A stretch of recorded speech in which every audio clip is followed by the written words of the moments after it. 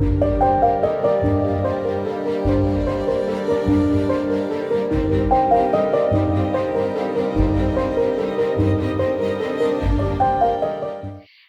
ever played the game Treasure Hunt with your friends? Yes, the game in which encrypted hints are given to reach the treasure. You try to decode the given hint to reach the hidden treasure. Can you imagine that our cells also have encrypted genetic information? But where? Recall the processes of replication and transcription, wherein the nucleated sequence of the template DNA strand serves as encrypted information. This information is read by the enzymes DNA polymerases and RNA polymerases to make the new strands of DNA and RNA respectively. You might ask several questions here. What about the process of protein synthesis? How does the genetic information stored in the nucleated sequence of DNA direct the synthesis of chains of amino acids?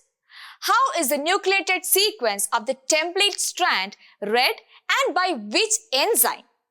Or is there any unique mechanism to decipher the nucleated sequence of DNA into amino acid sequence of proteins? Let's find out the answer together. Let's recall the three-step process of the flow of genetic information. It includes replication, transcription, and translation. Replication makes new DNA strands, while transcription makes RNA copies of template DNA strand. Translation includes the synthesis of proteins using the mRNA strand as the template. You have already discussed the processes of replication and transcription in detail in previous videos. The nucleated sequence of mRNA is then copied into the amino acid sequence for protein synthesis. Unlike the complementary base pairs of a DNA molecule, there is no direct complementarity between the nucleated sequence of mRNA and the amino acid sequence of proteins. Changes in mRNA sequence or the sequence of the template DNA strand result in the altered amino acid sequence of the protein.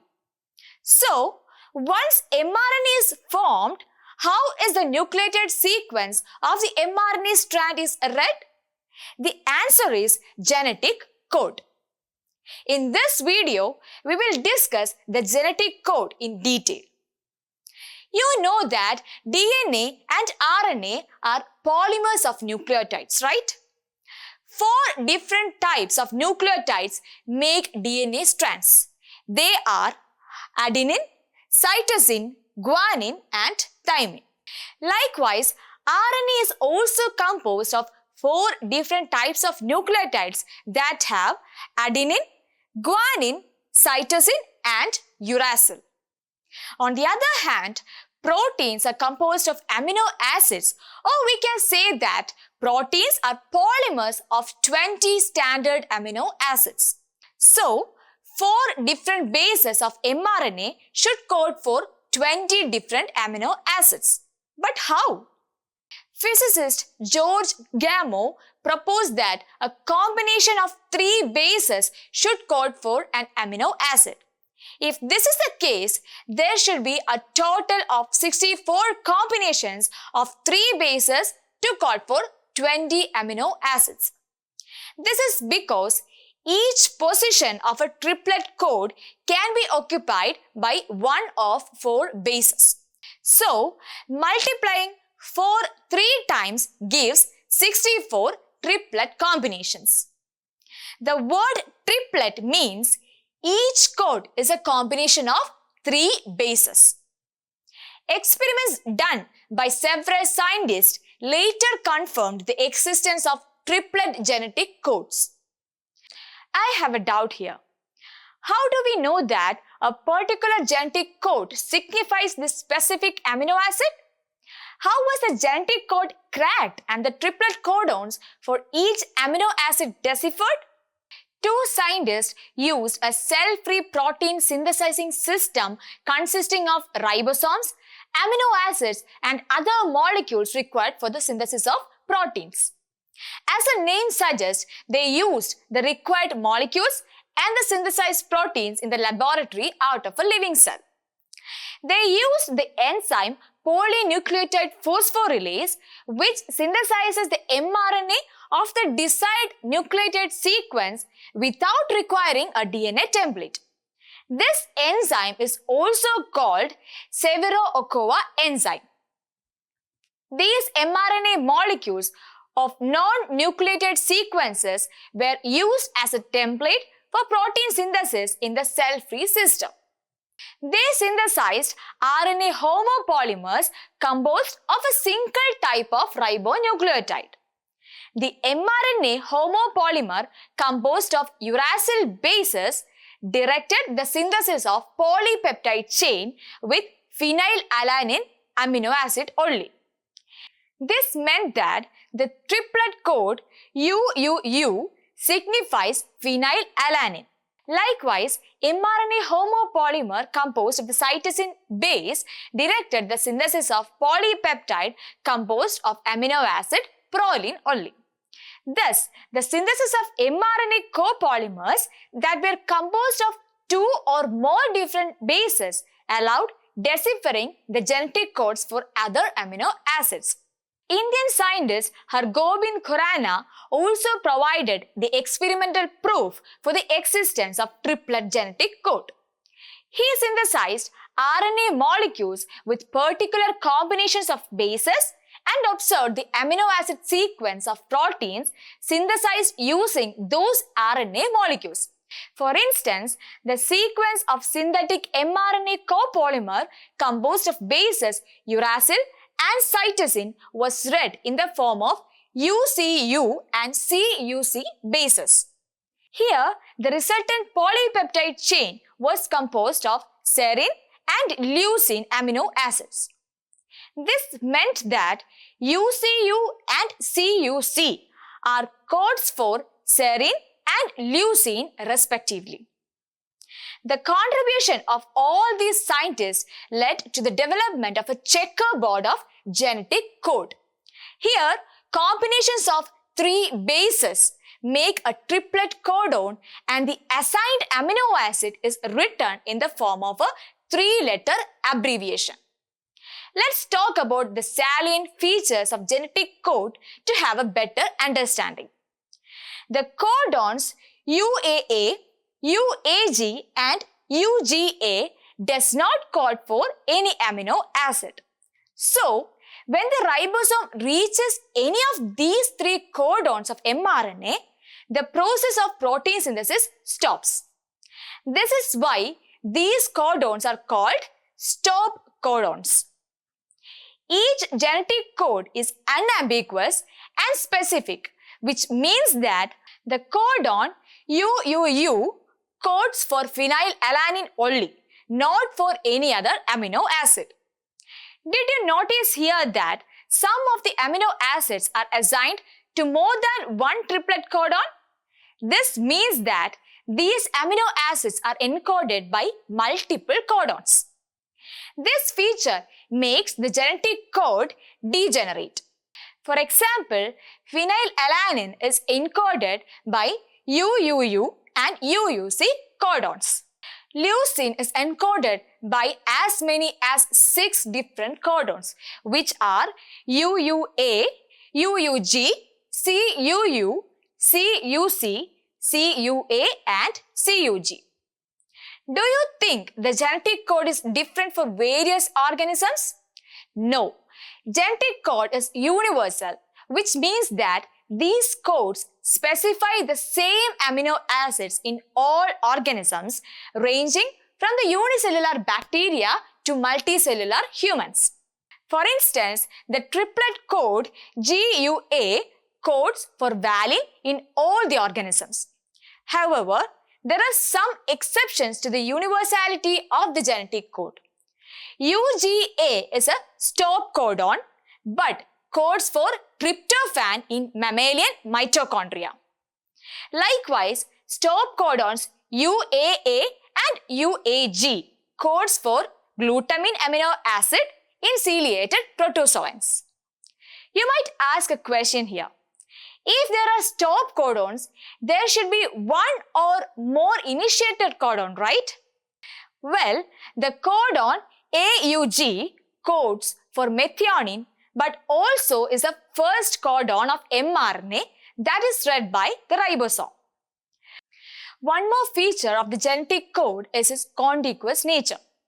This means that the nucleotide sequence of mRNA is read in the form of triplet codons with no punctuations in between. So, the mRNA sequence that you see on the screen would be read as 4 consecutive UUU triplets. Now that you have learned about the genetic code, can you tell what would happen if one or more bases are inserted or deleted or replaced from the reading frame of a gene? Let's take an example to understand the replacement or substitution mutation here. Recall the mutation that causes sickle cell anemia.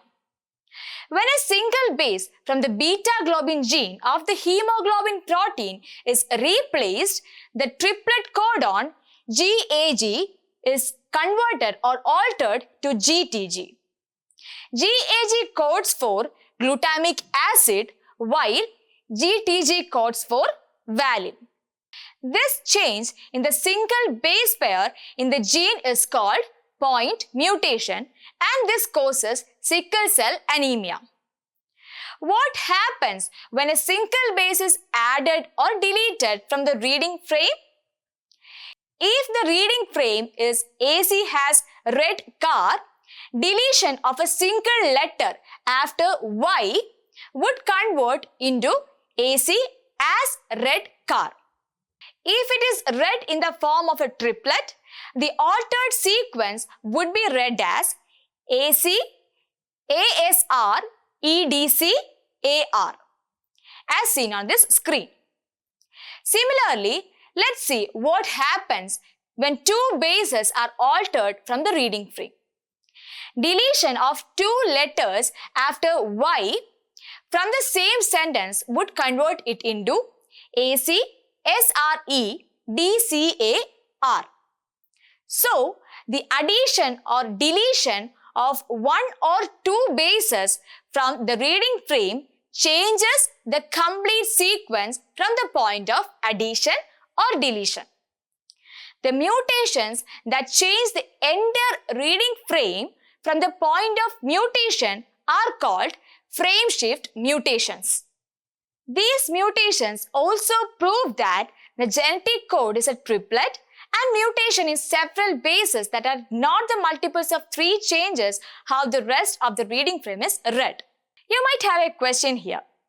What would happen if 3 bases are added or removed from the reading frame? Deletion of 3 letters after Y would convert the given sentence into AC red car. So, the addition or deletion of 3 bases adds or deletes 1 amino acids, while the rest of the sequence of the reading frame would remain the same. Let me ask you a question here. If the nucleotide sequence of mRNA is read in the form of triplet codons during protein synthesis, who reads the code and brings the respective amino acids to the protein synthesizing machinery? The answer is tRNA or transfer RNA. It was earlier called soluble RNA or sRNA. It appears like a clover leaf in its secondary structure. Francis Crick proposed the existence of tRNA as an adapter molecule that can read the triplet codons of mRNA and carry the desired amino acids to be incorporated into the polypeptide chain. The anticodon loop of tRNA consists of 3 bases. An anticodon is complementary to the mRNA codon, and therefore the tRNA anticodon and the complementary mRNA codon makes the anticodon-codon pair. So, the anticodon loop allows the tRNA to read the mRNA codon. But how would it carry the specific amino acid? This function is performed by the amino acid acceptor arm of tRNA that binds to the specific amino acid. For instance, if a tRNA has anticodon AAG, it would bind to the mRNA codon UUC, which in turn codes for phenylalanine. So, the acceptor arm of this particular tRNA would bind to the amino acid phenylalanine. This makes tRNA molecules specific for an amino acid. The initiator codon AUG has specific tRNA called initiator tRNA, but stop codons have no tRNA. This is because stop codons do not code for any amino acid.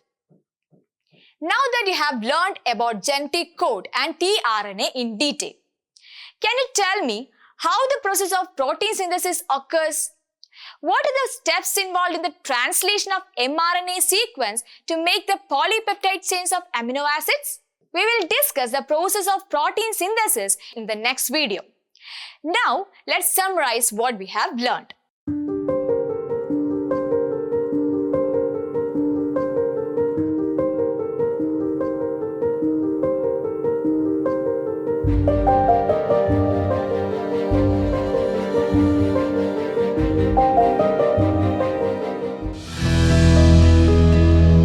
Manorama Horizon. Learning made simple.